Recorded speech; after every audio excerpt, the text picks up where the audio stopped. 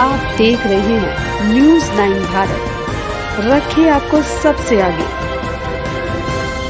नमस्कार, आप देख रहे हैं न्यूज़ 9 भारत। मैं हूं आपके साथ अंजलि। चलिए रुक करते हैं खबरों की ओर।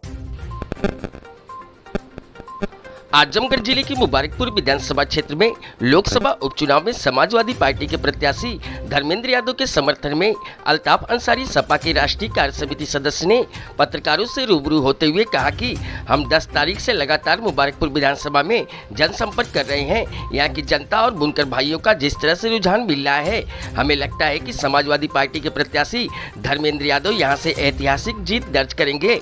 वहीं उन्होंने बसपा प्रत्याशी और भाजपा प्रत्याशी पर जमकर निशाना साधा। आगे क्या कुछ कहा, आप भी देखें और सुने हमारे इस रिपोर्ट में।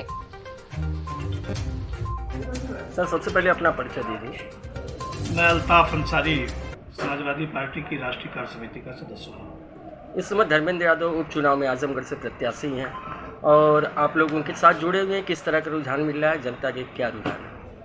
मैं यहाँ लगातार 10 तारीख से पूरे मुबारकपुर विधानसभा के प्रत्येक गांव से लेकर शहर से लेकर गांव से गली से लेकर कूचे तक और ख़ास तौर से बुनकरों के बीच में लगातार बना हूँ। जिस तरह का रुझान आदरणीय धर्मेंद्र यादव जी और समाजवादी पार्टी के पक्ष में दिखाई दे रहा है, लगता है कि उत्तर प्रदेश के इस उपचुनाव की एक ऐतिहासिक जीत दर्ज होने जा रही है। ऐसे में बहुजन समाज पार्टी के प्रत्याशी का बार बार ये कहना है कि मैं चुनाव जीत रहा हूँ और ऐसा है कि स्थानीय और बनाम बाहरी की बात हो रही है यहाँ पर। सबसे पहले बहुजन समाज पार्टी के कैंडिडेट जो है अभी चंद दिन पहले आए थे, तो इस यहाँ के लोगों को उन्होंने अपनी दरी बिछाने की बात कही थी, अपना घर बनाने की बात कही थी। उन्होंने कहा था कि गुलामी की ज़िंदगी से आज़ाद हो जाओ, और फिर गुलामी में जाके वापस चले गए। ऐसे लोगों की टिप्पणी और ऐसे लोगों के कहने का कोई जवाब नहीं होता है। आदरणीय मुलायम सिंह यादव जी, आदरणीय अखिलेश यादव जी, आदरणीय धर्मेंद्र यादव जी और समाजवादी पार्टी का इस जनपद आजमगढ़ से, आज जब मेरा मऊ जनपद और आजमगढ़ जब संयुक्त जनपद था, तो जो लगाव है समाजवादियों का वह अपने आप में एक ऐतिहासिक है और बेमिसाल है।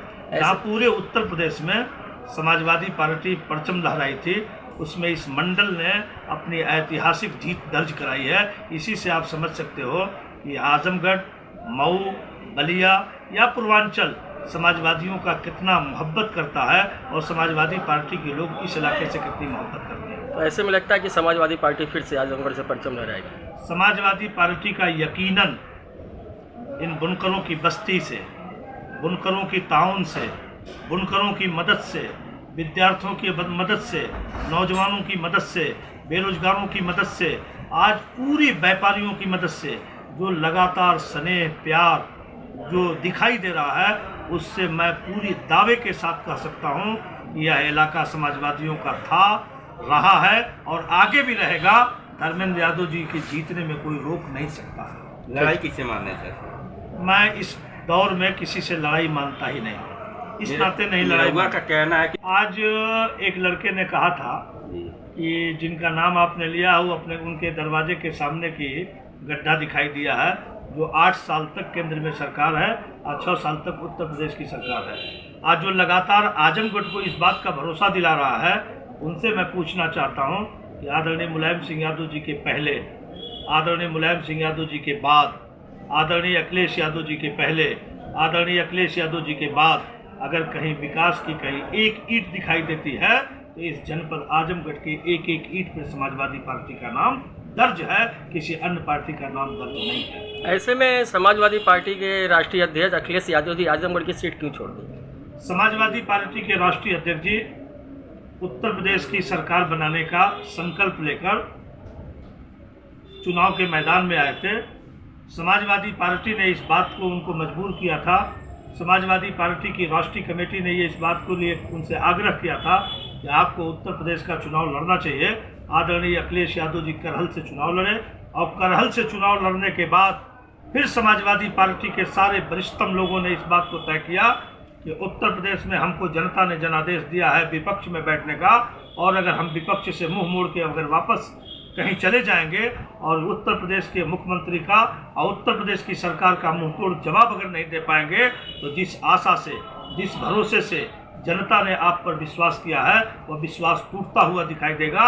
इस नाते आदरणीय अखिलेश यादव जी इस्तीफा देने से पहले आजमगढ़ की धरती पर आकर लोगों से राय लेकर और उसके बाद जाके उन्होंने इस्तीफा दिया और इस्तीफा के बाद जो पहली सदन उत्तर प्रदेश की चली है, योगी आदित्यनाथ सहित उनके मंत्री सहित उत्तर प्रदेश की कैबिनेट को लगातार पसीना गिर रहा था और विपक्ष के रूप में जनता की लाचारी, जनता की बेचारी, पुलिस का उत्पीड़न, जनता के साथ बुलडोजर लगा के गरीबों के मकान को गिराया जाना, बुनकरों के साथ फ्लैट रेट का मजाक करना, ये सारे सवालों को जिस तरह से, जिस बेबाक अंदाज से आदरणीय अखिलेश यादव जी ने सदन में रखा है, पूरे हिंदुस्तान के लोगों ने आदरणीय अखिलेश यादव जी को धन्यवाद किया है और उन्होंने कहा कि विपक्ष का जो रोल था आदरणीय अखिलेश यादव जी निभा सकते हैं। इस नाते यह जरूरत थी कि अखिलेश यादव जी आजमगढ़ छोड़ें और आजमगढ़ छोड़ने के बाद विधानसभा में रहें और विधानसभा में विपक्ष का रोल अदा करें और सत्ता पक्ष को समय समय पर नसीहत देने का काम करें और कर रहे हैं। ठीक।